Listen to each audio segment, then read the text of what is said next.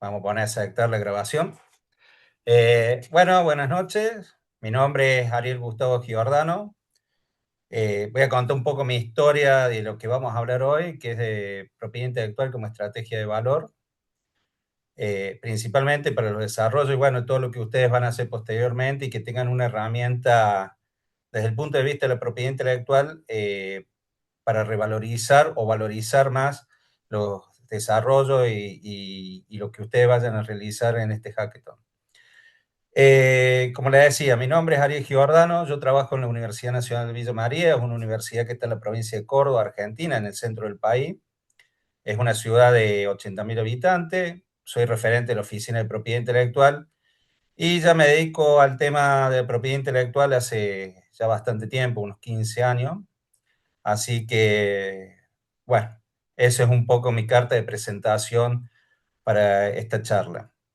La idea de esto, más allá que voy a compartir una presentación que generalmente no respeto, lo aclaro porque empiezo a hablar de distintos de los temas que son pertinentes a la charla, pero por ahí uno se va adelantando, yendo y viniendo con los temas que están relacionados entre sí. Yo lo que les propongo a todos los participantes es que esto no va a ser una clase magistral. La idea que siempre tenemos en esto, y ya hace varios años, no es dar charlas magistrales sobre propiedad intelectual y cómo esto puede implicar o impactar en una startup o en un emprendimiento o una empresa de base tecnológica. La idea es que ustedes acá tengan algunas herramientas genéricas. Digo genérica porque cada país tiene su propia legislación, más allá de que en términos de propiedad intelectual eh, todo está estandarizado a nivel mundial, es decir, que los mismos requisitos que se piden en Argentina son los mismos requisitos que se piden en Chile, en Brasil, en Uruguay y en Bolivia, en Paraguay, etcétera. Hay matices, sí, que eso se complementa con la legislación propia de cada uno de los países donde uno quiera hacer o realizar la protección. Eh, por lo tanto, yo lo que siempre les pido, que si quieren hacer preguntas, en cualquier momento de la charla, para despejar dudas, tener un intercambio más fluido, que muchas veces sirve mucho más eso de lo que yo puedo mejor hablar, porque hay puntos que a lo mejor en la dinámica de la charla me puedo ir olvidando, los salteo, o no le doy la importancia que a lo mejor sí tiene para los participantes en enfocarse en un tema específico que tiene que ver con esto. Voy a ver si puedo compartir, así, eh, compartir pantalla, a ver si me permite. Ahí está. Eh, porque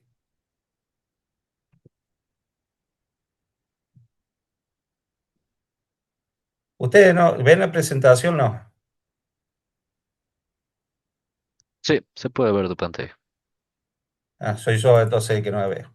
Voy a usar este esquema porque me gusta ver la pantalla y no hablarle directamente a la presentación. Dividí la pantalla en dos, pero con Zoom no funciona ampliar y, y poder ver a los participantes. Bueno, como le decía, esto no pretende ser una clase magistral, simplemente que empecemos a hablar sobre propiedad intelectual como estrategia de valor, principalmente para startups, pero esto sirve para emprendimientos o emprendedores o empresas de base tecnológica que estén más o menos relacionados, tanto para emprendimientos productivos como tecnológicos, valga la redundancia. Pero antes de empezar con todo esto, me gusta darle un marco de por qué la importancia de la propiedad intelectual, principalmente para las empresas de base tecnológica, una startup o un emprendimiento productivo que tiene la intención de escalar y crecer. Principalmente por el valor económico de los intangibles. ¿Qué son los intangibles? Los derechos de propiedad intelectual generalmente. Estos datos que están ahí están basados en un estudio que al último de la diapositiva ustedes van a poder observar de la Unión Europea, qué documento se trata, que tiene que ver con una encuesta realizada en las industrias intensivas, que así se denominan aquellas que hacen mucho uso de la inteligencia, de la propiedad intelectual, perdón, como activo de valor para su cartera y para sus desarrollos, básicamente. En la Unión Europea, por ejemplo, un dato que es sumamente interesante es que el 48% del PBI está explicado por esto, por el tema de los intangibles, el valor. Está comprobado y en el estudio es muy importante y se ve de manera muy clara y detallada cómo esto contribuye al aumento de la... Hay una disparidad entre lo que pagan los salarios que reciben los trabajadores de industrias intensivas que hacen uso intensivo de la propiedad intelectual de aquellas industrias o empresas tradicionales, si se quiere, que no trabajan con, no tienen en su política la gestión de activos de propiedad intelectual. Y el 90% del mercado, hoy principalmente de la startup y de las grandes tecnológicas, son activos intangibles de propiedad intelectual. Si uno, por ejemplo, realizara una búsqueda en una base de datos que ya vamos a mencionar alguna de patente y simplemente pone nombres que uno conoce como Google, Microsoft, etcétera, OpenAI, por nombrar algunas conocidas en inteligencia artificial o en las más conocidas en software o otros tipos de desarrollo, vemos que tienen una cartera muy importante de lo que son los activos de propiedad intelectual y los gestionan con mucha eficiencia. De hecho, pasa a ser uno de los activos más importantes que tienen dentro de la estructura comercial que ellos manejan. Y lo defienden con uña y diente porque eso es lo que le da el valor que hoy tienen las empresas, por lo menos de manera muy significativa. Visto esto, para ubicarlo también vale hacer una aclaración. Esto no es para tomar partido para ninguno de los dos países, ni Estados Unidos ni China, pero es importante para también visualizar el contexto que tiene esto, que por ejemplo cuando uno observa cuáles son las disputas comerciales que tienen, más allá de cuestiones de bienes tangibles o bienes reales, como también se los puede conocer, uno empieza a observar que una de las discusiones más duras que tienen estos dos países es sobre la propiedad intelectual. O sea, fíjense el valor que tiene hoy en el mercado y en la economía del conocimiento, ya en el entrado del siglo XXI, este tipo de activos que tienen las empresas y las startups, los emprendimientos productivos con escalabilidad o empresas de base tecnológica tienen que ponderar el valor de lo que ellos crean para darle una revalorización a lo que producen y esto las ubica en mejor posición, ya vamos a ver, por ejemplo, para las rondas de negocio, capital semilla. Entonces, esto nos ubica también, nos hace una pregunta, en América Latina, ¿cómo estamos nosotros en términos de índice global de innovación? Este índice es un índice que realiza la Organización Mundial de la Propiedad Intelectual, que todos los países del mundo establece una métrica, hay una escala de los países que innovan más con relación a otros. Indudablemente que en América Latina, Brasil, Chile y México son los que están liderando la capacidad de transformar sus resultados o su conocimiento en activos intangibles. Principalmente cuando hablamos de activos intangibles, en este índice global de innovación lo que hablamos es de patentes, que ya vamos a ver de qué se tratan y por qué es importante dentro del desarrollo de una empresa o de una startup y cuáles son las dos vías que tiene y cuál es la importancia, que no es solamente el registro, sino también como una fuente de información primaria de mucho del conocimiento del estado de la técnica que hoy está presente en el mundo. Bolivia, como en Argentina, tiene capacidad, tienen mucho talento, pero nos quedamos en la última milla, por decir algo. No podemos transformar ese talento en intangibles, en derechos de propiedad intelectual. Desde mi óptica, eso se debe en líneas generales, que es un proceso que se observa en todo el continente americano, salvo Estados Unidos para arriba, es la falta de cultura del uso de estos activos intangibles en la actividad productiva. Básicamente, nosotros lo vemos a diario en la incubadora de empresas que tiene la universidad, que cuando llegan emprendedores, incluso investigadores que quieren que están escalando, quieren escalar una startup, básicamente, que han participado en una aceleradora de empresas, como es un caso de una startup reciente, Resistia, de nuestra universidad, El tema de la propiedad intelectual empieza a aparecer cuando quieren empezar a escalar y cuando quieren enfrentar o tienen que enfrentar rondas de inversión o llevar su propuesta a posibles inversores o en las mismas aceleradoras que le exigen tener estos activos protegidos. O por lo menos cómo los van a proteger o cómo los van a resguardar. Lo que quiero significar con esto es que la falta de esa cultura atenta muchas veces que podamos transformar todas esas oportunidades que tenemos, ese conocimiento, básicamente en ese valor, esa revalorización. Yo le digo revalorización más que valor, porque ya lo que uno produce tiene un valor per se. Lo que hace la propiedad intelectual en general, que ya vamos a ver los distintos tipos, es revalorizar, darle más valor todavía a lo que uno ya produce. Dicho esto, y en este marco, eh, ¿cuáles son las definiciones y pilares que tiene la propiedad intelectual? ¿Cuáles son las las dos grandes ramas de propiedad intelectual que uno encuentra en general? Lo que está mencionado en la presentación son las más típicas y son las que generalmente se asocian más a empresas, emprendimientos productivos, una startup.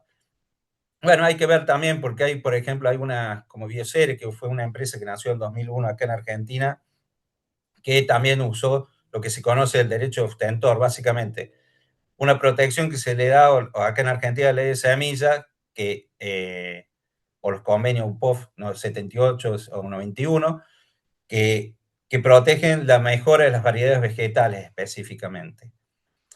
Entre los dos pilares que ustedes tienen que reconocer de la propiedad intelectual básicamente son, la propiedad intelectual es una, pero se divide generalmente y tradicionalmente en derechos de autor o copyright, aunque ahí está mal expresado, en realidad el copyright es una denominación típica de los países anglosajones, Estados Unidos, Inglaterra, que es ahí donde tiene su inicio, y el derecho de autor, que más de los países continentales europeos, que América Latina lo ha ido absorbiendo a lo largo de su legislación, a lo largo de todo esto, de todas sus décadas, de la existencia de los países a lo largo de todos de los últimos 2 siglos, que se independizaron, se constituyeron como estados nacionales.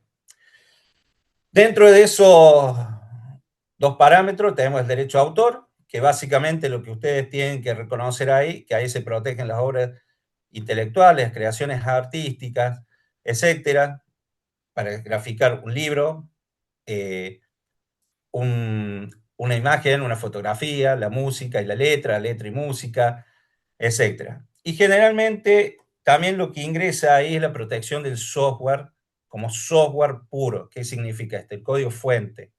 Es decir, se los protege por derecho de autor en la mayoría de las legislaciones.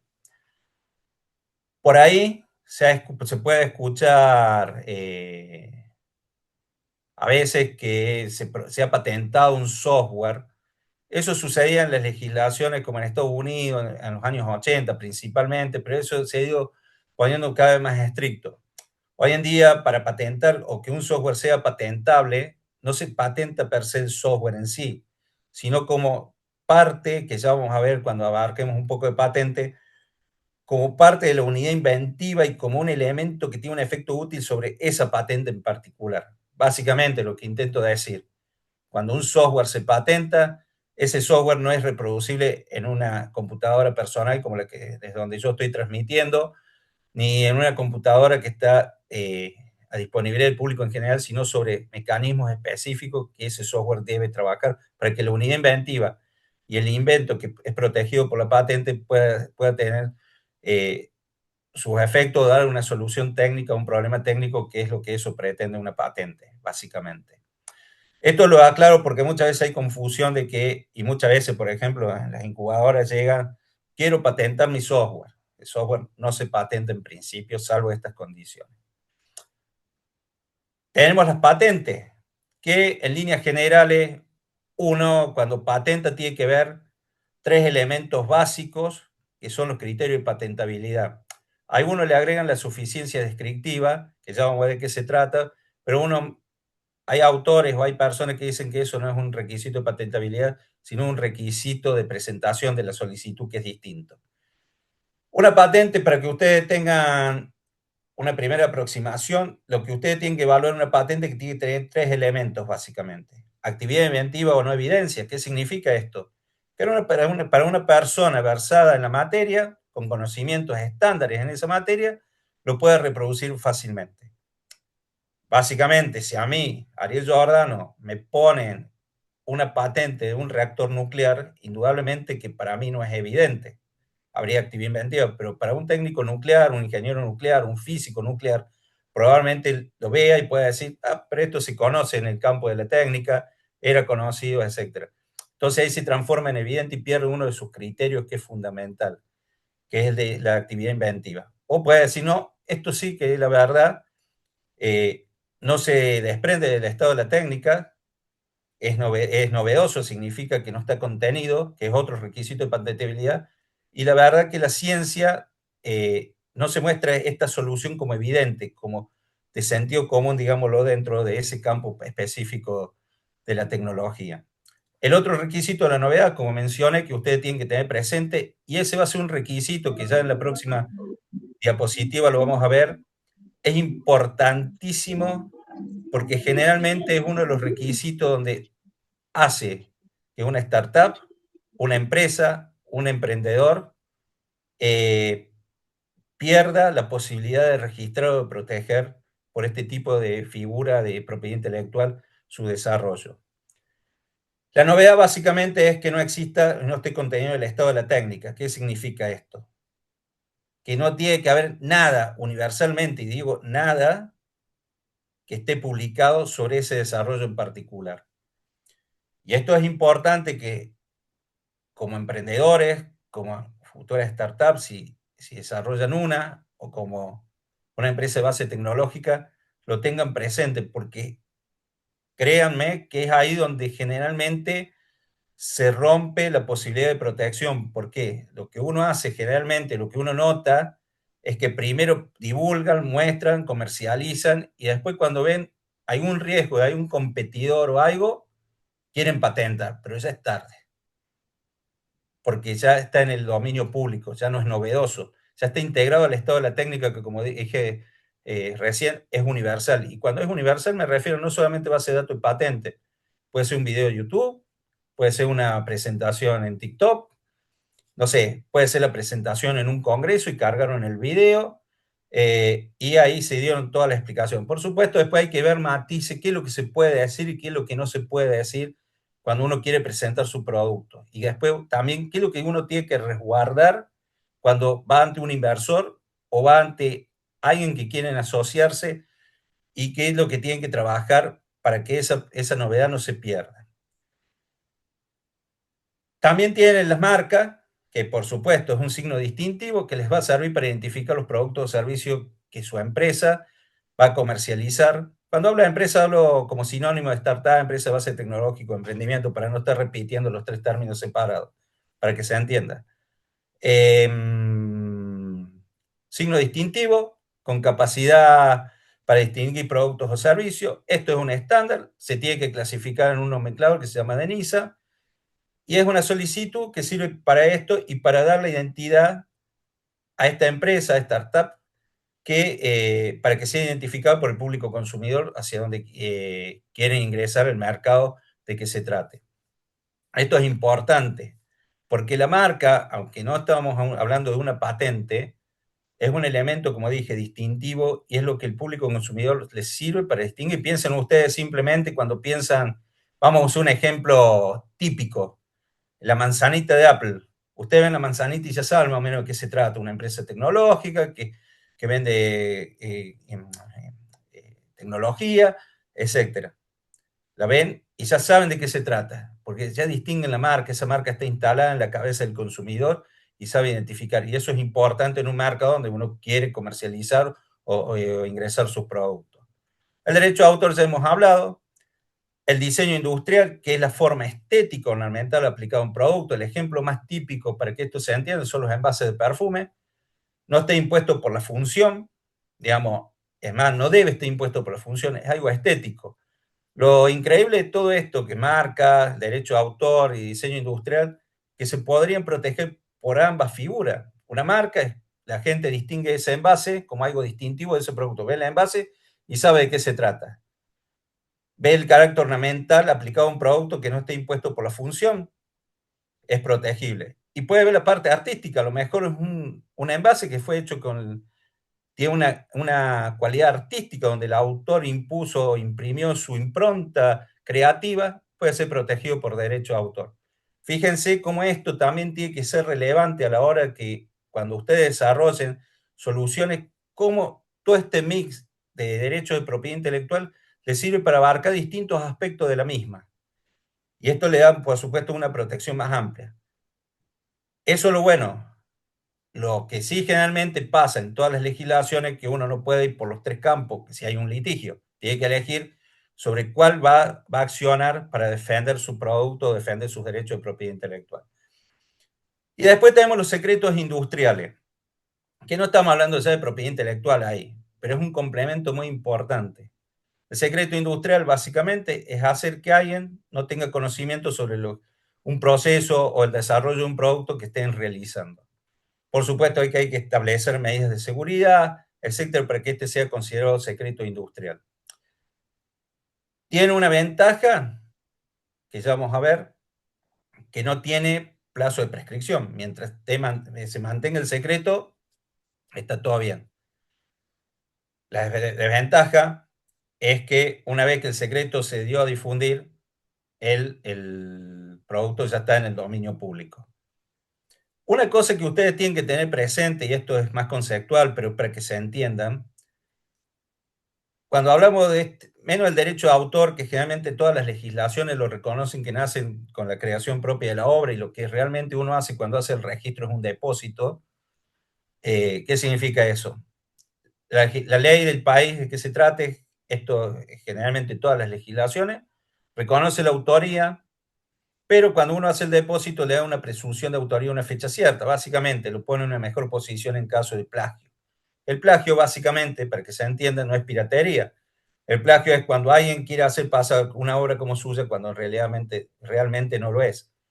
La piratería es, por ejemplo, cuando yo realizo un producto, le pongo una marca, pero yo no tengo intenciones de hacerlo pasar como mío. Simplemente quiero engañar al consumidor que está consumiendo algo que en realidad, o de una marca que en realidad no es.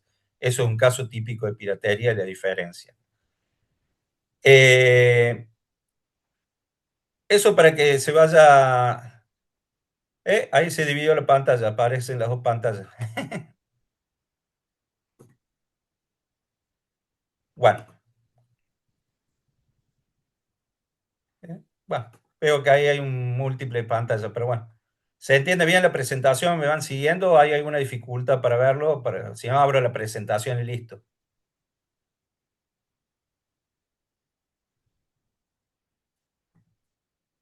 ¿Se ve bien? Perfecto. Esto es para tener el foco y sentir que uno ve la pantalla y ve personas. Le venía diciendo, también hay un elemento que ustedes tienen que evaluar al momento de que desarrollen propiedad intelectual o quieren revalorizar sus activos por propiedad intelectual.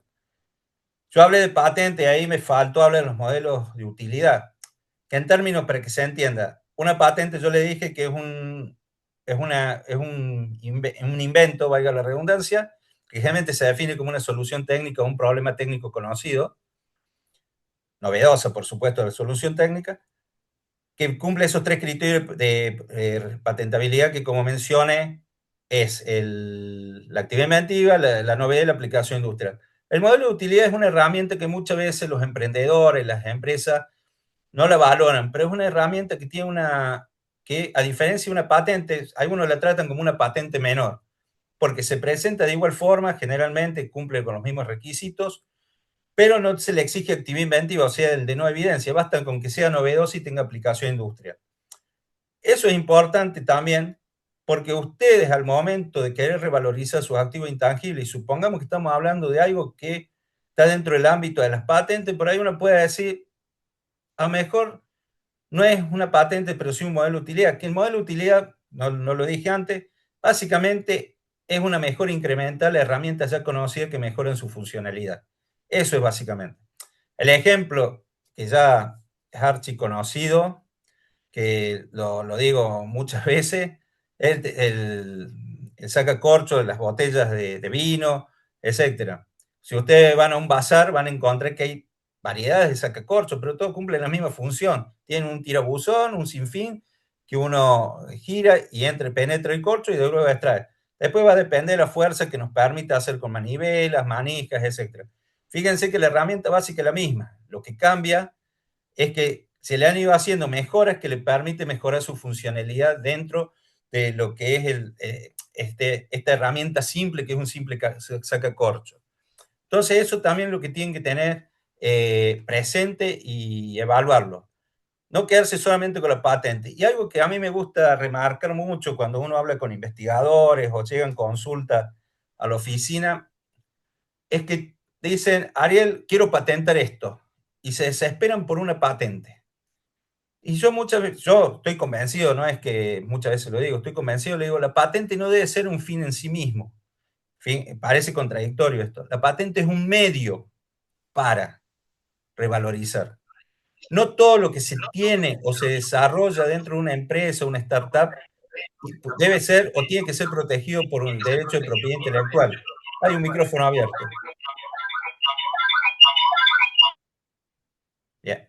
Le decía, no todo lo que uno desarrolla dentro de una empresa, una startup, una empresa de base tecnológica, debe ser protegido por derecho de propiedad intelectual. Como dije, tiene un secreto industrial, pero aparte tienen otro tipo de conocimiento que no encuadran en ninguna de estas figuras, pero es tan importante como ellas, que es el know-how, es el conocimiento técnico, el saber hacer, que muchas veces eso es mucho más valioso que la patente, la marca o el diseño industrial propio que puedan tener. Porque ustedes pueden tener una patente muy buena, cumplió todos los requisitos, cumplió todos los estándares, se registró, etcétera. Pero si, lo que va a valer, más allá de lo que esté ahí contenido, va a ser el know-how que usted tiene, su conocimiento técnico. Eso le va a dar un valor mucho mayor a lo que tiene. Y por eso también lo deben proteger, probablemente por el secreto industrial. Y probablemente que cuando, si ya vamos a ver una de las formas, si ustedes llegaran a licenciar esta tecnología, van a ver que no es solamente la licencia y la patente, sino detrás de la patente vienen otros servicios, asesoramiento, puesta a punto, etcétera. Eso es todo un conocimiento invaluable que poseen ustedes como persona y dentro de la empresa que le da mucho más valor a lo que tiene. Por eso es importante que estas estrategias, la propiedad intelectual sea una estrategia, sea un medio, no un fin en sí mismo, porque patente, digo patente, marca, diseño, hay un montón. Ahora, que después tengan éxito en el mercado, que uno lo pueda transferir, es otro tema, es otro cantar, es otra parte de la historia. Entonces, teniendo en cuenta esto, tenemos que avanzar a lo que es cuáles son los checklists críticos que tiene que tener un emprendedor en esto. Esto lo que está ahí mencionado es lo básico que ustedes tienen que tener presente a la hora que quieran proteger. Pero no solamente proteger, como les dije yo al comienzo, ustedes para no perder tiempo y dinero, a veces la propiedad intelectual, le estoy hablando más específicamente del campo de las patentes, la fuente como búsqueda o fuente de información es valiosísimo. Piensen que casi el 80%, el 90% de la información técnica está contenida en las patentes. ¿Por qué? Ustedes van a decir, o se pueden preguntar, Ariel, ¿cómo es eso? Nos está explicando una patente, es esto, aquello, pero me faltó el tema de la suficiencia descriptiva que se le había mencionado. ¿Qué se refiere a suficiencia descriptiva? En línea general, ustedes cuando hacen derecho de propiedad intelectual, están asumiendo un acuerdo con el Estado. ¿El Estado qué les dice? Estamos hablando del ámbito de la patente. Yo te doy un monopolio exclusivo, artificial, porque ustedes piensen que lo que ustedes están patentando es un intangible. Eh, tómenlo esto con pinza. Es una idea. Ya vamos a ver por qué digo con pinza. Está mal lo que estoy diciendo, pero es para que se entienda el concepto. Una idea. Las ideas son reproducibles, no se agotan con el primer uso. Cualquiera las puede disponer, las puede copiar, las puede usar. Ustedes cuando desarrollan o patentan algo, lo que le están diciendo al Estado, dame el monopolio exclusivo sobre este desarrollo por un periodo de tiempo, que generalmente son 20 años, las patentes, 10 años, los modelos de utilidad. 10 años a las marcas, 5 años con posibilidad de renovación de los modelos de diseño industrial. El derecho de autor generalmente dura por toda la vida del autor, más otro tiempo más para sus herederos, etcétera. Pero el Estado les pone una condición. Yo te doy ese monopolio artificial, te doy el derecho de exclusividad, que eso te va a permitir excluir a terceros que puedan usar tu desarrollo, tu solución técnica. Pero esto tiene también una obligación en parte tuya. Necesito que vos me describas en algo que se llama memoria descriptiva, con lujo de detalle, para hacerlo simple, cómo puedo replicar ese mismo desarrollo yo leyendo esa memoria descriptiva. Para que se entienda, es como una receta de cocina, es una analogía esto. Es como una receta de cocina esa memoria descriptiva, donde yo voy a poner todo, voy a decir cómo se hace, qué temperatura, qué métricas, qué parámetros, qué valores tengo que usar, qué materiales, etcétera. Poner un mejor ejemplo de realización, decir el avance con respecto al estado de la técnica conocido, poner dibujos, que no son dibujos técnicos, pero sirven para entender la descripción, y las reivindicaciones, que es la parte importante de una patente o un modelo de utilidad, donde se establece claramente eh, cuáles son el alcance de ese tipo de protección. Entonces el Estado le dice, divulgame todo eso y yo te doy los 20 años de exclusividad. ¿Por qué? Porque la idea de todo esto es ir construyendo innovación o ciencia capa sobre capa. Digamos, el aporte que se hace ahí sirve para hacer otro aporte mayor y sumando conocimiento. Entonces eso tienen que tenerlo presente también, porque el ámbito de la propiedad intelectual en líneas generales es importante. Como le decía, volviendo, ustedes lo primero que tienen que hacer es una búsqueda de antecedentes, que les sirve para dos cosas, este tipo de cosas, o varias más, pero generalmente son dos. Una, para saber en qué pueden estar trabajando los competidores, como dije, las fuentes, las patentes, por ejemplo, vamos a centrarnos en esta figura. Las marcas también sirven para eso, pero de otra manera. Los modelos de diseño industrial también. El derecho de autor, como dije, es funciona más como un depósito y habla de creaciones artísticas, creaciones del intelecto, de creatividad artística más que nada, y tiene otras cuestiones. Pero hablando para un tema de startup, estamos hablando de patentes, marca y modelo de diseño industrial. Las patentes, como le decía, agrupan una fuente de conocimiento extremadamente alta del estado de la técnica. De hecho, muchas veces pasa, esto lo comento bien en empresas, esto que digo es casos reales, han venido a empresas a la oficina de propiedad intelectual, creen que tienen la novedad o el desarrollo, y ha pasado que hemos realizado búsqueda y hay elementos iguales o muy similares que harían que no sean novedosos y que no tengan actividad inventiva. Y no significa que hayan copiado, llegaron por otro medio a la misma solución, pero ya existía. Pero ¿por qué gastaron tiempo y dinero y recursos? Porque si hubieran hecho una búsqueda previa sobre el estado de la técnica o el estado del arte, como también se le suele decir más en el ámbito académico, que no es solamente el ámbito de las patentes, estoy hablando de publicaciones científicas, etcétera. Se hubieran ahorrado tiempo y dinero de saber, oh, este desarrollo ya existe. A lo mejor es abandonar y por otro camino, o a lo mejor decir, pero miren, este tiene una particularidad que no resuelve y que sí resuelve nuestro desarrollo. Bueno, nos vamos a enfocar en qué es lo que resuelve. A veces no necesitamos todo el desarrollo, sino una parte para proteger. Y eso es importante que también lo visualicen, que los derechos de propiedad intelectual no es solamente protección, es fuente de información, es fuente que les va a ahorrar disgustos y dolores de cabeza posteriores a cuando quieran avanzar en un desarrollo, que han gastado tiempo, dinero, han visto que el desarrollo al ya existir o que existen soluciones muy próximas, hacen que por más que puedan obtener la patente, no sea viable comercialmente, etcétera. Entonces, es uno de los primeros elementos que tienen que realizar, hacer búsqueda.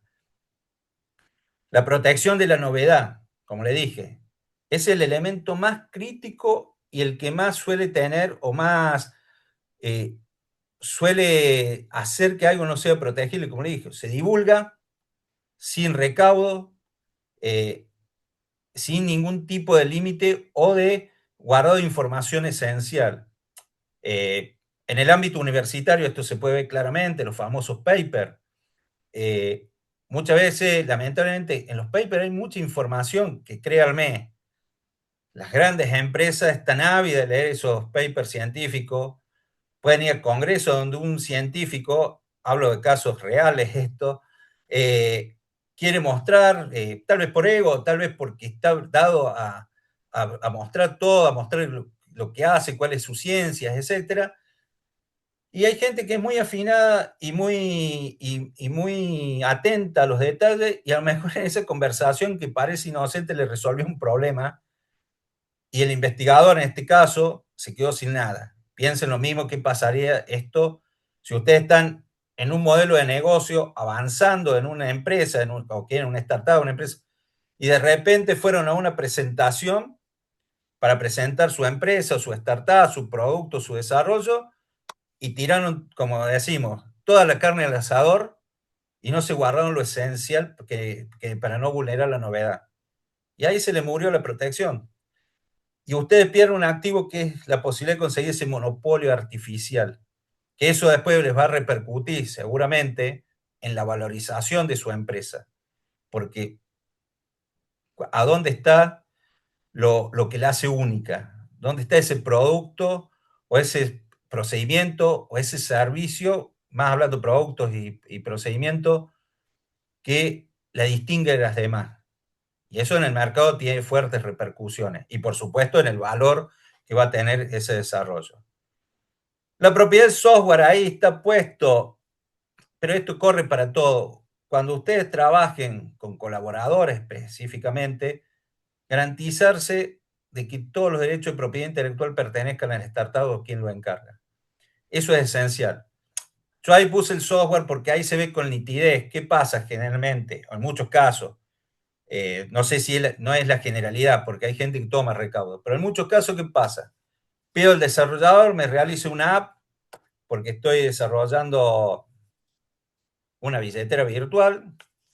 El desarrollador lo hace, la empresa lo hace, me cede el producto, yo firmé un acuerdo, un contrato, pero en el contrato no dice que me transfería la propiedad. El contrato dice que me prestan servicio, que me permiten el uso, que me permiten usar el software para lo que fue pedido. Pero yo me quedo atado a esa empresa para cuestión de mantenimiento, modificación del código, etcétera, lo que sea.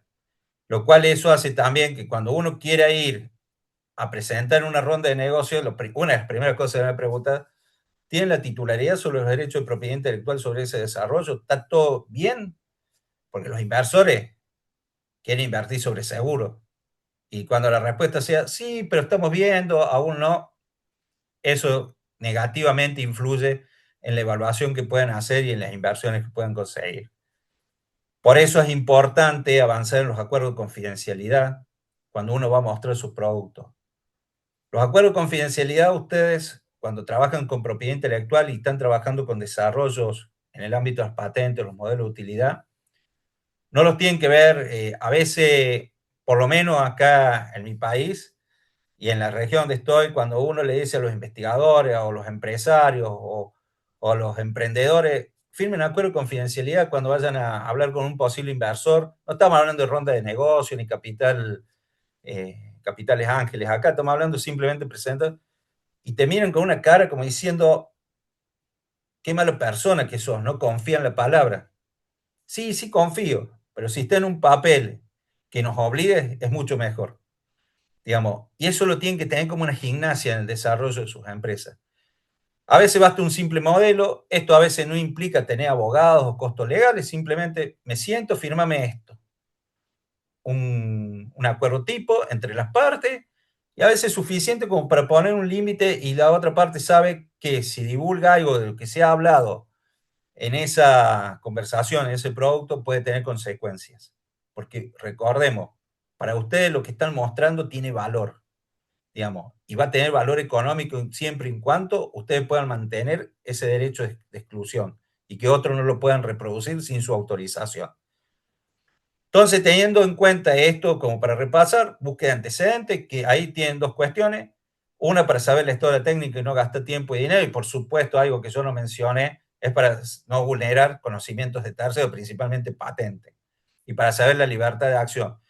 También la búsqueda de antecedente lo tienen que ver, aparte de estas dos cuestiones que yo le mencionaba, lo tienen que ver también como una herramienta para si deciden exportar. Cuando hablamos de una startup, una empresa de base tecnológica, generalmente, a mejor un emprendimiento productivo piensa en un mercado más local, más limitado, simplemente de alcance nacional o regional, por decirlo. Pero a mejor una empresa de base tecnológica o una startup piensa en escala mundial, escala global. Por supuesto, no va a ingresar en todos los mercados, pero sí tiene identificado varios mercados de distintos países para avanzar. Entonces la búsqueda de antecedentes es, yo quiero exportar a China, a Estados Unidos, a la Unión Europea, quiero saber si allí mi patente, primero la voy a poder proteger. Segundo, si no existe algo que yo pueda estar vulnerando en el ámbito de patentes o modelo de utilidad, inclusive las marcas, porque acá ya me adelanto unas presentaciones más adelante, que en realidad debería estar acá. Cuando hablamos de propiedad intelectual, ustedes tienen que pensar que hablamos de temporalidad, como le dije, 20 años, 10 años la marca, 5 los modelos renovables, y derecho de autor, que generalmente por la vida del autor, dependiendo de la legislación, algunos un poco menos, otros más, principalmente para los herederos. Y el otro elemento que tienen los derechos de propiedad intelectual que tienen que evaluar muy bien, que son territoriales. ¿Qué significa esto? Que yo proteja algo en el estado de Bolivia no significa que esté protegido en Argentina, no significa que esté protegido en Brasil, no significa que esté protegido en Uruguay, no significa que esté protegido en Perú, ni significa que esté protegido en Chile. Lo que significa que yo tengo que el Estado boliviano me dio un derecho sobre un desarrollo que yo hice, lo protegí, me lo concedieron y es sobre el Estado de Bolivia. Algunas existen acuerdos regionales como la Unión Europea o en África, etcétera. Pero eh, eso es importante que usted sepa. Y esto es importante porque también los obliga, cuando ustedes desarrollen esto, a elegir bien los mercados donde se quieren insertar. Por supuesto que a veces uno de manual son el mercado norteamericano, el mercado chino, el sudeste asiático. Digo porque son los mercados más donde están más desarrollados y donde uno aspira por el nivel de consumidores, etcétera, a desarrollar su producto. Pero ustedes tengan presente esto, eso lo tienen que evaluar y tiene que ser importantísimo, porque no solamente tienen que evaluar la posibilidad de lo que van a proteger, si lo pueden proteger ahí, sino también dónde su producto tiene mercado. Porque como digo, no es lo mismo producir tablas de surf en Australia que producir tablas de surf en Paraguay. Hay mercados, son dos mercados donde en un lugar las tablas de surf tienen mercado porque las olas, el surf, el deporte, etcétera, y en otro puede salir más barato producirla ahí, pero que yo sepa en Paraguay no hay olas para hacer surf, básicamente. Digamos, lo que quiero decir con esto es que también la búsqueda de antecedentes les sirve para ver y evaluar qué mercados deben ir para saber si no están infringiendo. Y no solamente hablo de patentes, sino de marca, porque también son territoriales. A lo mejor usted tiene la marca A registrada en Bolivia, pero resulta que la misma marca para la misma clase de productos y servicios está registrada en Brasil, está registrada en China y está registrada en Estados Unidos, que son a lo mejor los mercados que ustedes quieren ir. Y eso les va a obligar a, o traten de llegar a un acuerdo con una marca existente, o B, establecer o pensar en otra marca para este distinto tipo de mercado. Que no es solamente pensar si la puedo registrar o no, sino también si cumplen las condiciones. Porque otro elemento que ustedes tienen que tener presente a la hora de exportar es ver la legislación que estos países tienen con respecto a los derechos de propiedad intelectual. Que como dije, están estandarizados, existen criterios comunes, pero cada país tiene un matiz, digamos, que lo hace único y que lo distingue de los demás.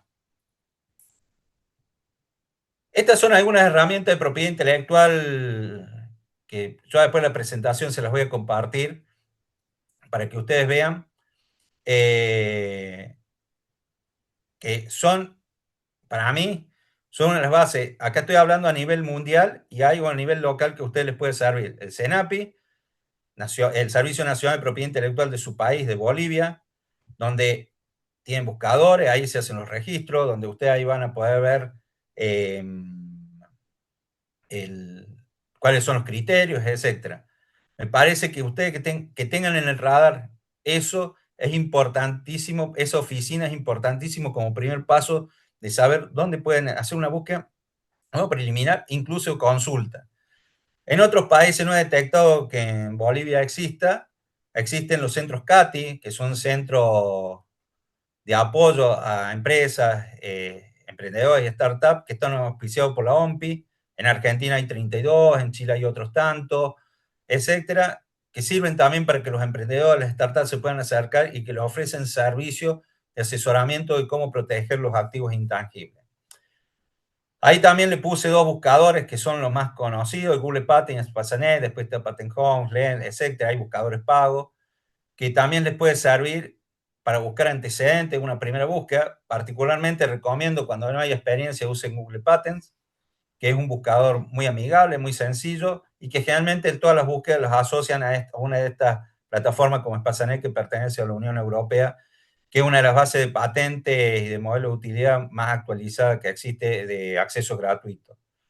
Después TeamView y DecisionView, que son una base de datos también de la Unión Europea, que permiten buscar marcas en distintos países. La mayoría de las oficinas están ahí, por ejemplo, la de mi país está. Y DecisionView, que es para los modelos y diseños industriales también. Que también es importante que lo puedan usar como herramientas que tienen para que ustedes puedan hacer búsquedas preliminares y puedan servirles como herramientas previas para que puedan buscar.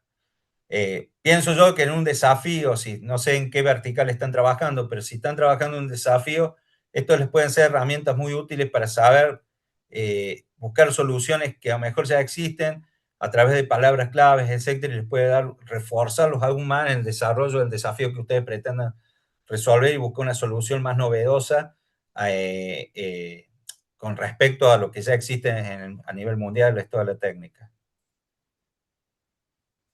Como ya vine diciendo, y esto es importante resaltarlo, la propiedad intelectual es un imán para los inversores. Porque como dije, eh, cuando uno ve las rondas de inversión, una de las preguntas es el tema de la propiedad intelectual. Acá en Argentina, por ejemplo, acá en la zona donde estoy, está surgiendo una empresa de base tecnológica, una startup básicamente, de dos investigadoras de mi universidad, de la Universidad Nacional de Villa María, que se llama Resistia, si no recuerdo mal la marca con la que presentaron.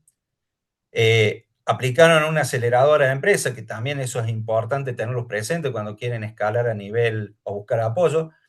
La idea, generalmente, la sugerencia, si el desarrollo está muy avanzado, probablemente pueden acceder a una aceleradora, pero generalmente son las incubadoras de empresas o los programas de apoyo emprendedor, son un muy buen inicio que tienen para empezar a desarrollar su startup, donde le van a brindar metodologías ágiles, otras herramientas que le van a servir para el desarrollo de este tipo de empresas. Pero en caso de una aceleradora, que una aceleradora ya estamos hablando de alguien que va a buscar una participación societaria en esa startup, va a buscar tener elementos que hagan que esa startup sea valiosa, y entre ellos la propiedad intelectual. Y va a ser importante que cuando lleguen a las primeras rondas de negocios, que seguramente, generalmente las aceleradoras organizan todo eso para llegar, para invertir, una de las primeras preguntas, no es la primera porque se fija en la constitución del equipo y otras cuestiones más, aparte de la solidez y otras cuestiones del proyecto, es el tema de la propiedad intelectual. Esta empresa, por ejemplo, que yo le decía, la startup, esta de mi universidad, que de dos investigadoras, una de las primeras cosas que tuvieron que hacer, si bien todavía no alcanzaron a tener una patente, porque bueno, por el tipo de ellos están dentro del rubro farmacológico, compuesto farmacológico, para animales. Fue que le dijeron, ordenen todo lo que es propiedad intelectual. Básicamente, tenían que empezar a separar y dejar limpio su registro de propiedad intelectual con respecto a lo que le pertenece y es conjunto con la universidad y lo que es de ella o con otros investigadores e investigadoras para que la startup asumiera el pleno control de eso. Acá una cuestión interesante que se dio en este proyecto, que aparte de exigirle el tema de la propiedad intelectual, que la empresa, esta startup deberían hacer limpia, no arrastrando ningún tipo de asociación con universitaria ni con CONICET, que es un organismo acá de ciencia y tecnología en Argentina, le pidieron que todo lo que sea propiedad intelectual, que no es solamente deberes patente, modelo, implica derechos de autor, know-how, etcétera, si bien ahí no hablamos propiamente, pertenezca íntegramente a la empresa. Y para que ustedes vean la importancia de esto y también de las legislaciones que ustedes tienen que tener presente, una de las primeras cosas que también le pidieron constituir una empresa en Estados Unidos bajo la legislación norteamericana, porque en el ámbito de propiedad intelectual tiene otras ventajas que existen en otros países, como la presentación de patentes provisionales, que son patentes provisorias, si se quiere, que permiten no necesariamente hay que presentar toda la memoria descriptiva completa, es como reservar un número de presentación para estar primero en la fila. Y ofrece otras cuestiones que tiene esa legislación que otras legislaciones son mucho más duras o mucho más rígidas o mucho más estrictas que a lo mejor la legislación norteamericana. Y generaron una subsidiaria, si no mal recuerdo, en Argentina para poder seguir trabajando desde sus laboratorios. Lo que quiero mostrar con esto es cómo, fíjense, la propiedad intelectual es un elemento que se fijan los inversores, es un elemento que tienen en cuenta a la hora de evaluar si van a invertir o no. Más allá de otros elementos como la conformación del equipo, la solidez del proyecto, el mercado, etcétera, el desarrollo, en fin, todos los aspectos que un inversor hace. También las rondas de semilla, que generalmente se le llaman rondas de semilla a pequeños aportes que puede hacer el Estado, los familiares, los amigos. Por ejemplo, acá en Argentina hay una empresa que se llama Biocere, que nació en el año 2001. Si bien no participó en ronda de inversiones ángeles o fondo de inversión y en aceleradora, sí creó una que se llama SF500, si no mal recuerdo. Eh, sí, empezó como una startup que pidió financiamiento a productos de trabajada sobre mejora fitogenética de plantas transgénicas, si no recuerdo mal, trigo. Eh, y eso le dio posibilidad de escalar, etc. Estamos hablando de una empresa del año 2001 que cumplió todos estos procesos, donde las aceleradoras no estaban todavía muy instaladas, por lo menos en Argentina, sí en otros lugares del mundo, donde sí existía. Generalmente la ronda de capital semilla son pequeños aportes que sirven para llegar al producto mínimo viable, que es el producto mínimo que generalmente exige, que es para salir al mercado y después sobre base de ese y haciendo las mejoras incrementales para llegar al producto final. Y ya las series A o las rondas de negocios ya es para escalar a otro nivel, etc. Entonces, bueno, como decía, la valoración de la propiedad intelectual es importante porque es lo que establece a la hora de buscar inversores, que los inversores tengan lo más interés. Ustedes piensen, simple, hagamos un ejercicio mental los que estamos acá presentes. Imaginemos que ustedes son inversores, se les presenta una startup y le diga, vengo a buscar financiamiento, que hablamos generalmente miles de dólares en algunos casos. Cuando ya hablamos de startups muy consolidadas que han pasado por 2 o 3 rondas, ya hablamos de millones de dólares por ahí. Eh, y le digan, bueno, está todo bien, el modelo de negocio es sólido, el producto es tentador, creo que puede tener éxito en el mercado. ¿Y cómo estamos con la propiedad intelectual? Porque yo quiero tener derecho a exclusividad, no quiero que me aparezcan competidores en el corto plazo y en el mediano plazo que me pueden competir con un mismo producto o servicio. Y ustedes digan, no tenemos nada. Eso les va a jugar seguramente en contra a la hora para conseguir inversiones. Eh, y si tienen secretos industriales, lo tienen que justificar bien, muy bien cómo protegen esos secretos para dar confianza al inversor de que ese secreto no va a ser vulnerado y que no va a salir o se va a escapar hacia posibles competidores u otros mercados. Entonces, ahí tienen un elemento y pueden ver cómo se revaloriza cómo la propiedad intelectual revaloriza lo que ustedes desarrollan. Eh, Les da el precio también, la propiedad intelectual se evalúa, hay distintas modalidades de que la propiedad intelectual tenga valor, a veces por comparación de productos similares en el mercado, depende, otra es por los costos que tardó de desarrollar y otro tiene que ver por cómo es esa propiedad intelectual en el tiempo, el desgaste no, cómo va variando y qué posibilidad tiene que en el tiempo pueda ser sustituida por otro tipo de solución técnica. Bueno, algo de esto mencionamos también en la búsqueda de antecedentes, la vigilancia e inteligencia competitiva es fundamental que también lo haga. Como le dije, esto ayuda de dos fuentes. También les sirve porque si están en blanco y no saben qué desarrollo, cómo avanzar un desarrollo, a lo mejor les pueden dar pistas por dónde ir. Y la libertad de operación, que es lo que yo les mencioné anteriormente, en cuanto cuando desarrollen patente. Digamos, para ver si pueden proteger en otro mercado, tanto en marca, modelos, patentes, modelos de utilidad o modelos de diseño industrial.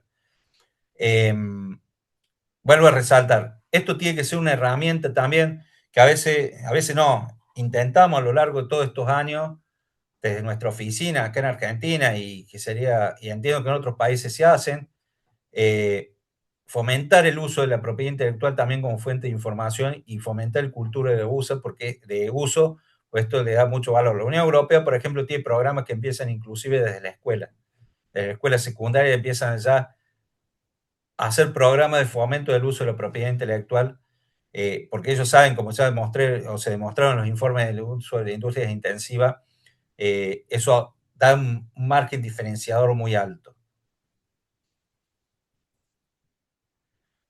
Un tema nuevo, nuevo, no es tan nuevo, es un tema que se viene discutiendo en el ámbito de la propiedad intelectual desde el año 2019, fin del 2018, 2019. La OMPI lo empezó a discutir ya en ese momento, antes que se hablara de ChatGPT o todas las IA conocidas actualmente. Estamos hablando que ChatGPT, si no recuerdo mal, salió en 2022, 2023, la OMPI ya hablaba de cuestiones de inteligencia artificial y propiedad intelectual en el año 2019. Porque había habido algunos casos, como el caso de Davos, que habían pretendido presentar como inventora una inteligencia artificial, Davos, básicamente. Por supuesto que fue rechazada en todas las legislaciones. ¿Por qué? Vamos a un elemento simple. En toda la legislación de propiedad intelectual, el único que puede ser creador es una persona humana. No hay posibilidad que sea máquina. Algunos lo dicen de manera textual y otros lo dicen de manera elíptica, pero está clarísimo que son personas humanas. Ya ese elemento quita cualquier posibilidad de registro como inventora, porque uno cuando presenta una patente está el solicitante, que puede ser una empresa, una persona humana, y puede o no coincidir con el inventor. El inventor funciona más como un derecho moral, al igual que el derecho de autor, que a ser reconocido como autor, a ser reconocido ahí como inventor, pero no necesariamente es el titular de esa patente. De hecho, si ustedes hacen el ejercicio, entran a Google Patent y busquen patente de Microsoft, va a aparecer Microsoft como solicitante y dueño de esa patente, pero como inventor aparece una lista de personas que han colaborado, que les puede servir para su carrera académica o su carrera laboral dentro de la empresa o en el ámbito tecnológico. A mí lo que me interesaba en este punto, aparte de decirle esto, que es para que lo tengan en cuenta, porque hoy ya con inteligencia artificial instalada, los modelos LM locales, que también es una herramienta que tienen que tener presente. Los modelos pagos como Gemini, ChatGPT, Cloud, etcétera, son muy buenos, pero a pesar de que puedan poner en las cláusulas de que la información que se utiliza ahí no se usa para entrenar el modelo, lo importante es que ustedes puedan usar, no confiar esto, no vamos a usar, no confiar específicamente estos modelos para hacer una consulta sobre un desarrollo que ustedes están realizando. Me refiero específicamente a patente o modelo de utilidad. No tanto una marca, si quieren ver si una marca es, o pedirle que diseñe una marca, es otro tema. Pero sí, no confiaría en el modelo. Y no es que el modelo, si alguien le consulta, le va a tirar la patente textual o el modelo de utilidad que ustedes le plantean en el PRON o en el chat, básicamente. Pero sí puede usarlo como para sugerir o dar ideas y que otra persona lo pueda desarrollar de otra manera, lo cual ustedes corren un riesgo muy alto. Por supuesto, esto no es tan lineal, ni es que uno carga ahí y va a salir por otro chat, va a salir patente, pero hay que minimizar el riesgo. En esto es importante que ustedes en una PC de entrada de gama, de gama me refiero gamer, con 8 GB de memoria de GPU, de memoria gráfica, más 32 GB de memoria RAM, con 4 también puede tirar modelos LML, que son modelos locales, que hay muchos, como el Kiwin, estos son de origen chino, Mini Mistral, que es de origen francés. Son modelos que pueden correr hasta modelos de 8 billones, hasta de 14 billones de parámetros. Fíjense, cuando los vean los van a identificar como modelos 14B, 12, 8B, 4B, etcétera, y después el grado de compresión que puede tener de Q4, Q8. Generalmente los modelos ya de Q8 tienen una alta eh, eh, un alto razonamiento dentro de lo que es la PC. Estos modelos es importante que ustedes puedan experimentar en el uso de sus desarrollos. Esto, si bien escapa el tema de propiedad intelectual, ¿por qué se lo digo? Porque ahí en su máquina no hay servidores, no hay terceros, no hay nada, está todo contenido en su PC y puedan usar estos modelos como para usar el desarrollo de patentes. Básicamente, modelos muy básicos. Obviamente, mientras más parámetros, hay modelos de 300, 256 B, o sea, estamos hablando de más de 100 veces la capacidad que tienen, pero sirve. La límite que tienen estos modelos LML, que pueden usar en Studio, Llama, que son los más conocidos, LM Studio, Llama, que son modelos que sí exigen prompt muy específicos. Ustedes cuando trabajan con Gemini, ChatGPT o Queen, Kwin, perdón, de origen chino, Dixit u otra, eh, el prompt ya por el lenguaje natural interpreta sin necesidad de un prompt complejo hoy. Estos sí necesitan prompts más específicos. No son tan complejos, se puede hablar como lenguaje natural, pero necesitan más especificaciones. Y esto a ustedes les va a dar también la posibilidad de usar y poder desarrollar usar estos modelos para mejorar o desarrollar algunos aspectos de que puede ser la patente. Por supuesto, estoy hablando de modelos que son muy chicos, eh, no son como ChatGPT ni Gemini, pero que les puede servir como una herramienta para que ustedes la tengan presente a la hora de combinarlo con la inteligencia artificial, el desarrollo del tema de sus eh, desarrollos tecnológicos, en este caso una patente.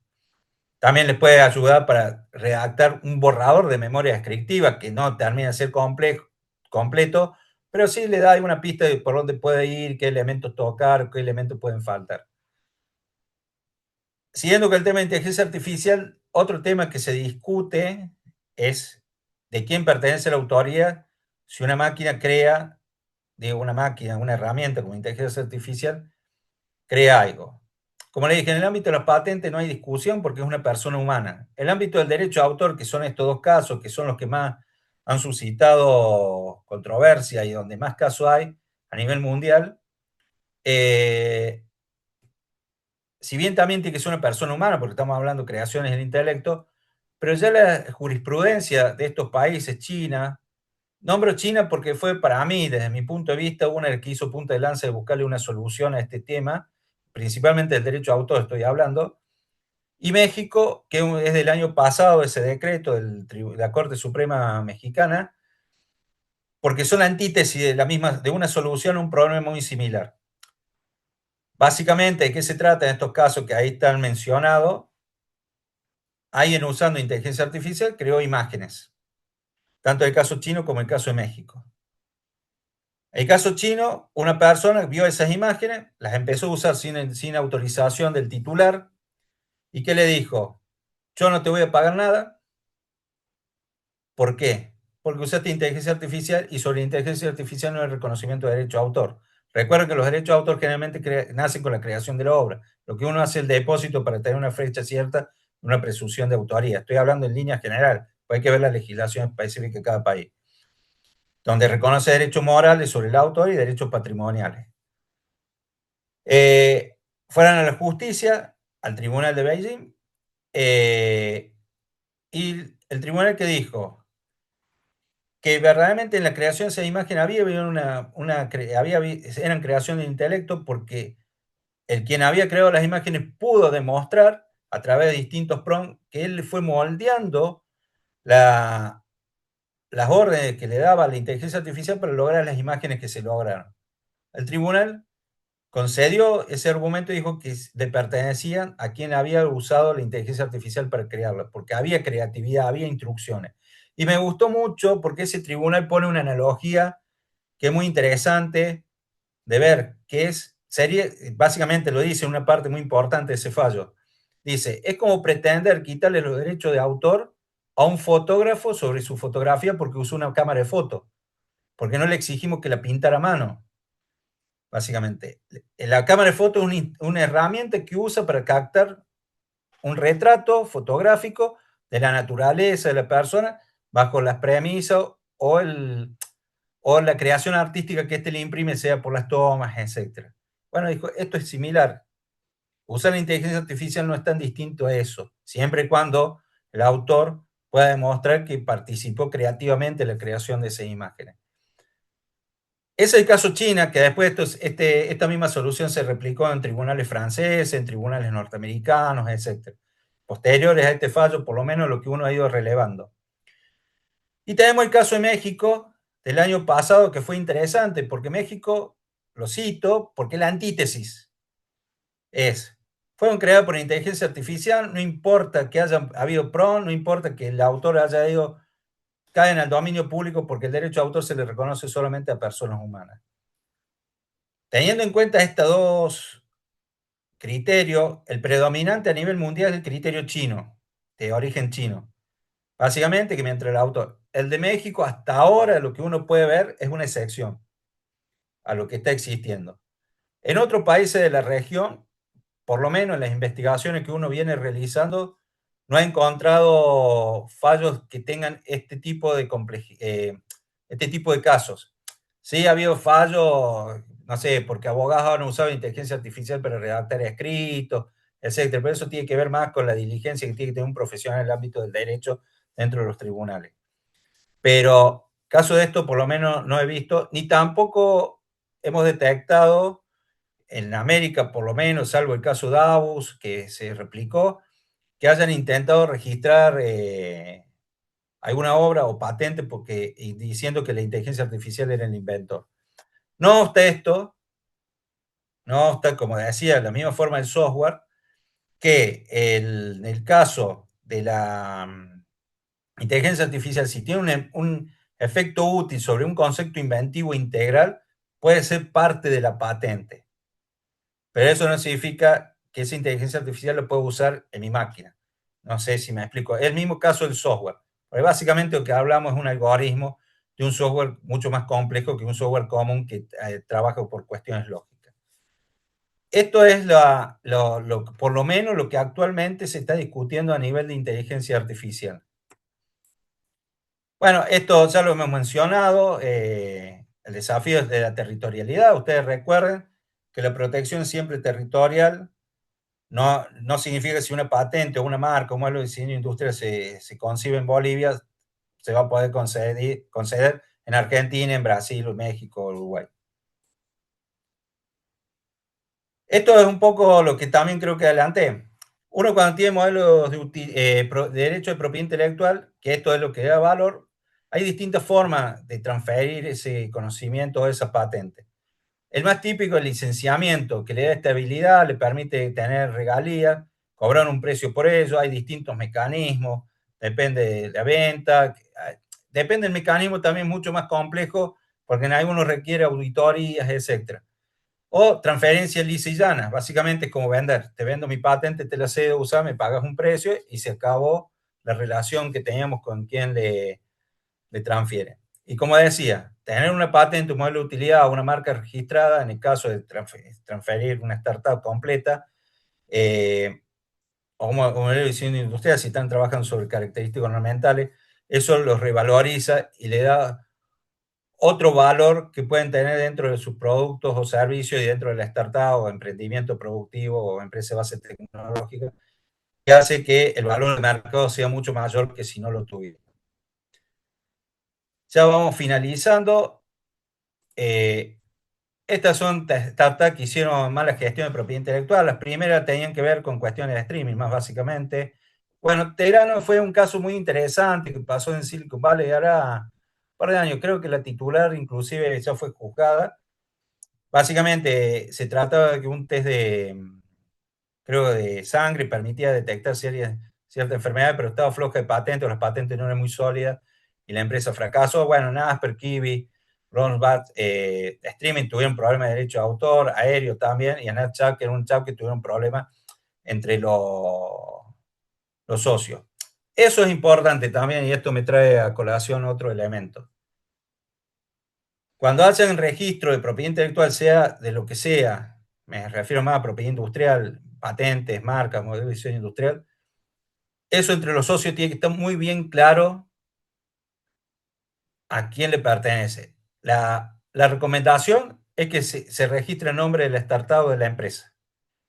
Que se pongan cláusulas, y si un socio o una socia ingresa eso como propio, establecer cláusulas de salida, qué pasa con esa propiedad intelectual en caso que este socio o socia desee abandonar la startup, o qué pasa en caso que la sociedad se disuelva y haya un activo de propiedad intelectual muy valioso, cómo se reparte, etcétera. Eso lo tienen que poner tienen que llegar a acuerdos específicos. Por eso nosotros siempre recomendamos, a veces dicen, yo quiero registrar mi marca, mi nombre, pero la voy a usar en una empresa. ¿Es una opción? Sí. El tema es, usted imagínense, usted desarrolla una empresa, son dos socios, tres socios o socias.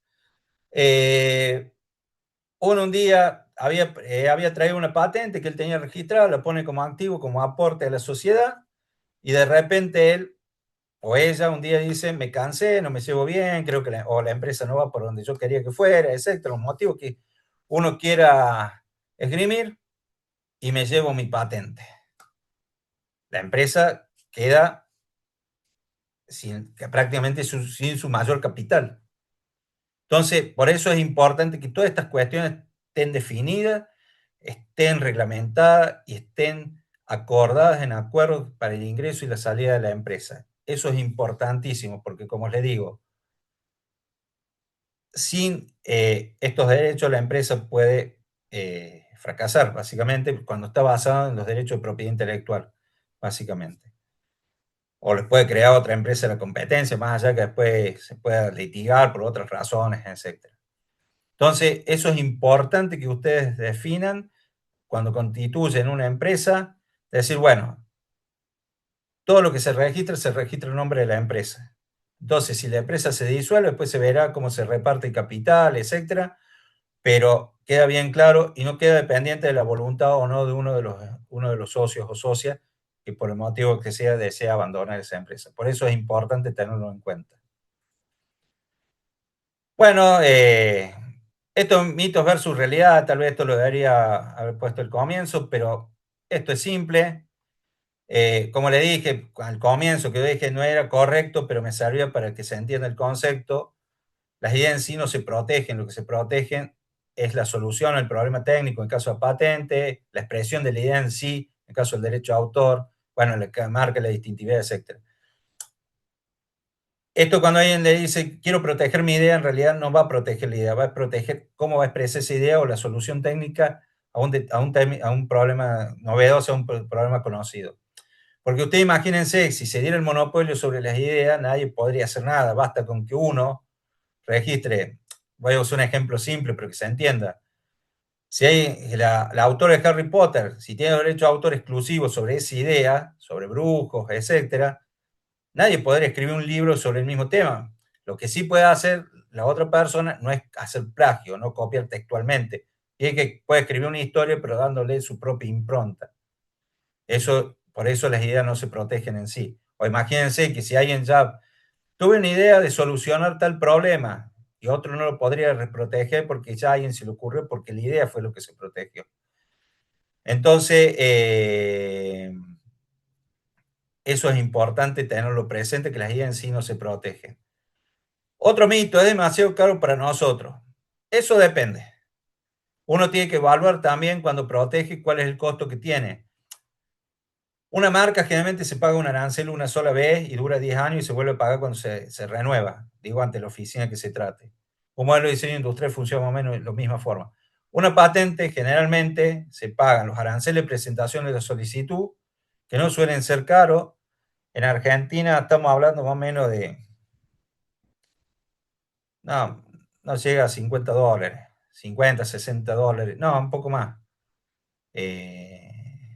La presentación, que en términos no es mucha plata, en términos de Argentina, y generalmente las oficinas para los emprendedores, las microempresas que pueden englobar ahí la startup tienen descuentos, generalmente las oficinas de patente, eh, tienen que valorarlo eso.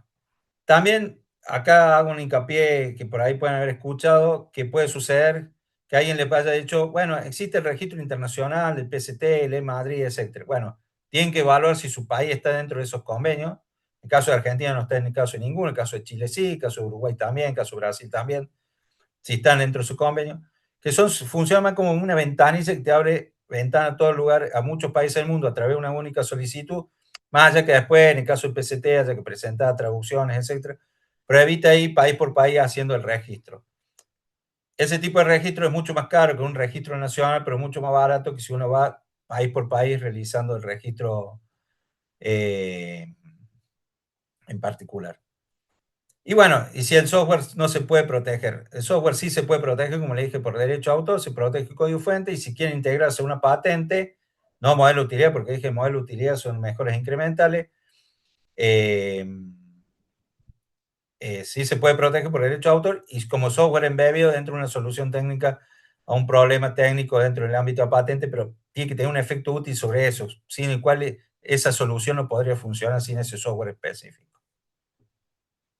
Bueno, acá le dejo al último las fuentes de referencia, donde se han sacado muchos informes, principalmente del principio, y quedo abierto a las preguntas y bueno, muchas gracias por su atención.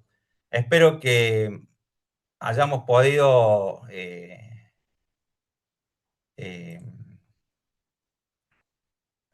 eh, hayamos podido evacuar muchas dudas y bueno, quedo abierto a las preguntas, etcétera.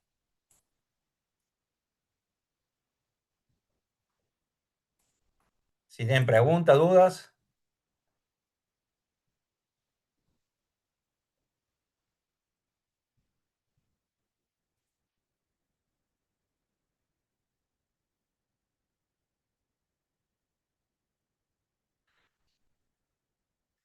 sí, Claudia. Muchas gracias, Ariel. Tenía una curiosidad con respecto a los proyectos que han sido desarrollados en estos centros científicos, en universidades, por ejemplo. Sí, ¿Cómo se puede delimitar hasta qué punto tiene derecho en la autoría la universidad? es un gran tema ese discutir. La sugerencia, porque acá estamos hablando de distintos países, yo te voy a contar lo que pasa en Argentina, pero qué es lo que se tiene que tener presente. Generalmente lo que se está discutiendo ahí cuando uno habla de los proyectos de universidad, la autoría, estamos hablando de patente, modelo de derecho de autor, derecho de autor, etcétera. El derecho de autor generalmente no hay problema porque eso es personal, básicamente quien crea la obra es a quien le pertenece. Eso es muy raro ver que una universidad o una institución se quede con los derechos de autor específicamente. Eso le pertenece generalmente al docente, al investigador que ha desarrollado. Si el tema se plantea con los derechos de patente específicamente. Hay legislaciones que establecen claramente cómo se dan ese tipo de relación en caso de que exista una relación laboral. Por el caso de un docente o un investigador, docente-investigador, que trabaja en una universidad, eh, desarrolla en un laboratorio una patente o un modelo de utilidad, generalmente la legislación establece que pertenecen a la institución por una relación laboral explícita que hay. Básicamente se contrató para que haga eso, más dentro de sus funciones generales. Después hay que ver si lo hacen en forma de funciones, si se aprovechó de los conocimientos propios de la institución o lo hizo de manera autónoma, sin conocimiento de institución, donde generalmente lo saca de la titularidad de la universidad. En el derecho de autor, generalmente no hay problema, porque como dije, ahí se le reconoce el derecho moral a quien crea el paper, el plan, no sé, si estamos hablando de educación virtual, el contenido multimedia o el contenido. Lo que sí puede suceder en el caso del derecho de autor, que la universidad, en el acuerdo que firme con el docente, establezca que cuando crea este tipo de creación, estoy hablando de material de estudios, etcétera, el docente se compromete a ponerlo a disponibilidad de la universidad sin ningún tipo de límite, me refiero. Lo puede usar la universidad dentro de ese ámbito.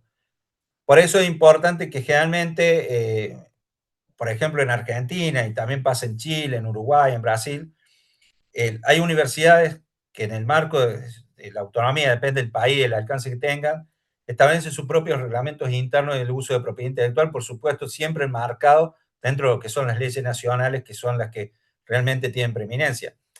Realmente estas leyes nacionales tienen ya arreglado qué pasa en el tema de los derechos, por ejemplo, patente o modelo de utilidad en caso de relaciones laborales. Y ahí quedan encuadradas el ámbito de las universidades. Entonces, como sugerencia siempre es, primero preguntar en la universidad si existe algún reglamento, alguna resolución, alguna ordenanza, algo que establezca cómo se regulan los derechos de propiedad intelectual dentro de la institución.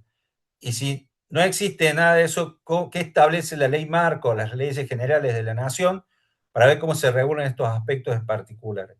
Pero como digo, en las patentes y modelos de utilidad generalmente pertenecen a la institución, al empleador. Y en el caso de derecho de autor, generalmente quedan reservados al autor propiamente, salvo que de alguna manera una sesión lo haya permitido expresamente que la universidad lo use, el material de estudio, el paper, etc. Eso es importante, de la misma forma que cuando publican. No sé si contesté la pregunta. Sí, Ariel, muchas gracias. ¿Y qué pasaría si uno fuera el estudiante? No se tiene una jerarquía, digamos, como si fuera el empleador la Otra gran universidad. pregunta. ¿Cómo se Ajá. resuelve en Argentina? Lo del estudiante pertenece al estudiante, en líneas generales. Eh, salvo, y esto no está dentro de las leyes generales de la nación, está dentro de los reglamentos de propia universidad, salvo que el estudiante haya participado de un proyecto de investigación que puede pasar, estudiantes avanzados, porque ahí sí se lo encuadra dentro del propio proyecto y participan docentes investigadores, etc. Pero generalmente la producción literaria, las tesis, generalmente que ahí es donde está el punto de conflicto, pertenecen al estudiante. En Argentina se resuelve así de manera general. Y creo que es una tendencia también que lo he visto que se resuelve en Brasil, etcétera, salvo que haya usado elementos de laboratorio donde se hacen algunas salvaguardas. Estamos hablando ya de tesis muy técnicas. De hecho, en Argentina esto pasa, el propio estudiante, al defender una tesis de grado o de posgrado, puede pedirle al tribunal reserva de lo que se va a exponer. Inclusive en Argentina existe una ley de repositorios digitales donde toda la producción científica que se produzca dentro de las universidades tiene un repositorio de libre disponibilidad.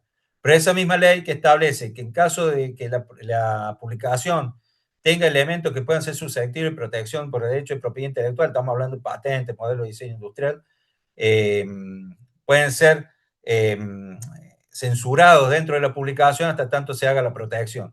Una vez que se hace la protección se puede publicar, porque no se pierda la novedad. Pero en los derechos de autor, la regla general, por lo menos hasta donde uno ha investigado, es que pertenece al estudiante. Ahí no habría conflicto. Sí, lo que tienen que tener cuidado los estudiantes de no hacer plagio, porque pueden tener.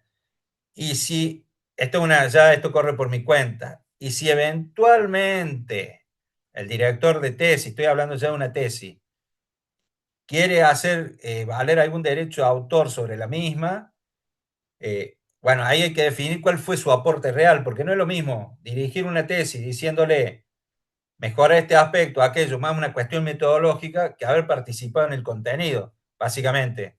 Haber aportado en un capítulo, etcétera, donde ya estaríamos hablando de obras de colaboración. Pero, pero estoy hablando de cuestiones muy diseccionales. La regla general es que pertenece al estudiante, eso es lo que quiero decir. Muchísimas gracias por la aclaración. ¿Alguna otra pregunta? ¿Algo más? Hay que decir.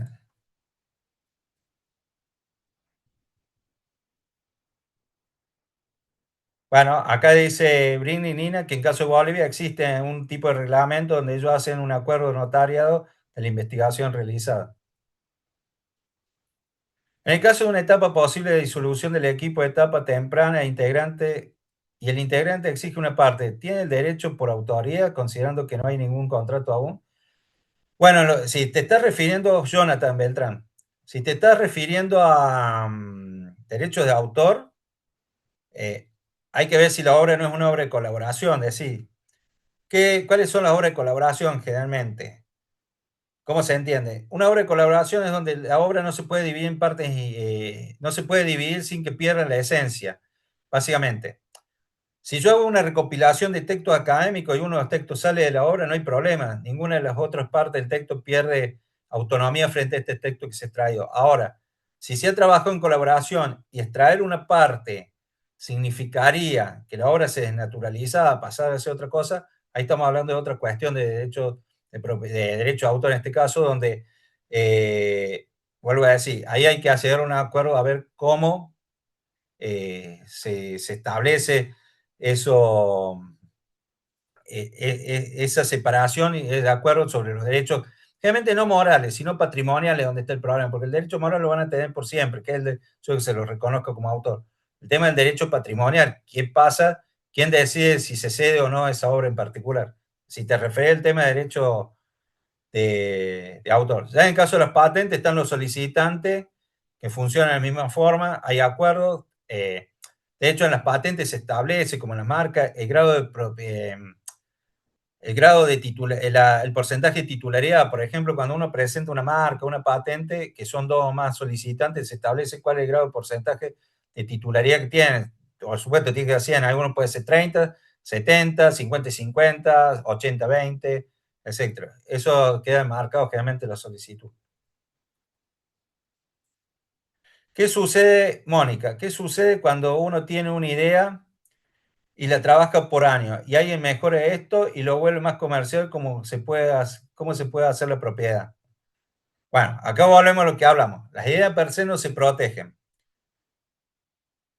Ahí, si ha trabajado sobre un desarrollo que era susceptible de protección, la respuesta corta es si uno no lo ha protegido, no hay mucho para hacer, salvo demostrar ya en un litigio o algo que la otra persona de alguna forma robó esos conocimientos, etcétera.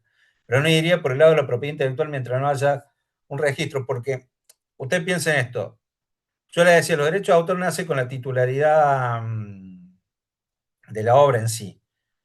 Ahí no habría mucho problema porque ya la legislación, esto hablo a nivel internacional, existe, por lo menos en todos los países con distintos matices lo sostienen. Pero en propiedad industrial, en las patentes, generalmente, como dije, que es el Estado el que concede la titularidad y el derecho exclusivo. O sea, para tener derecho sobre ese desarrollo necesitas un título que es constitutivo del derecho, no es declarativo. Entonces, eso es importante que lo tengan presente. Yo particularmente, ¿qué le recomiendo cuando alguien está trabajando sobre algo y ve que puede tener potencial o alguna manera llegarlo a registrar? Si puede, registrarlo, hacer una patente o modelo de utilidad. Y si no, ir guardando notas, los cuadernos y todo, como para llegar al caso, bueno, pueda tener algún valor, demostrar que el knockout sobre lo que se desarrolló, se hizo ese desarrollo, en realidad uno había participado activamente y había tenido una participación importante y ver a través de esa vía si puede reclamar algún grado de participación sobre ese desarrollo que se protegió o que se está comercializando.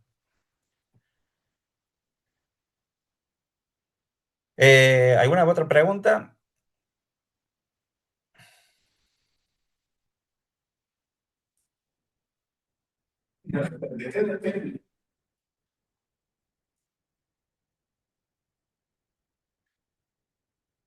¿No? Bueno, Súper, no sé si... chicos. Entonces, bueno, perdón que te cortaría No, está bien, el, estaba por preguntarte a vos, te estaba buscando. muchas gracias por la No, por capacitación. favor. Ahora sí es de que a los chicos les podría pedir una última cosa, es de que sí es de que pueden prender sus cámaras para, bueno, tener un poco de trazabilidad de la capacitación. Y bueno, para sacar una captura que quede eso del... No como la asistencia, ahorita les voy a mandar el formato de asistencia, pero bueno, eso, sí es de que pueden prender sus cámaras para sacarles una foto.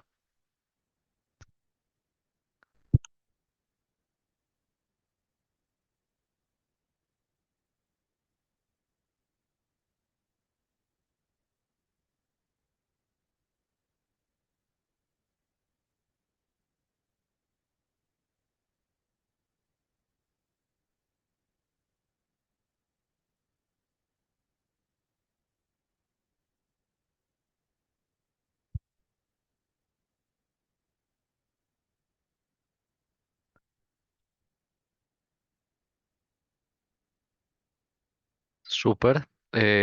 Acabo de mandar igual el forms de asistencia. Lo pueden llenar dentro de un momento, apenas terminemos de sacar la foto. Eso va a estar, el form va a estar durante 10 minutos, no se preocupen. Y voy a sacar la foto en 3, 2, 1.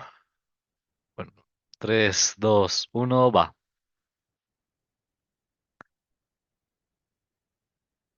Y voy a sacar una más. 3, 2, 1, ya. ¿Listo? Muchas gracias, chicos, por la asistencia. Muchas gracias, Ariel, por la capacitación. Realmente muy interesante.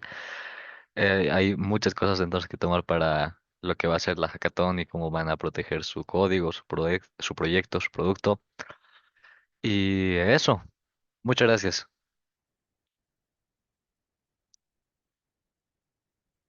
Un gusto. Chao, chao. Gracias, buenas noches.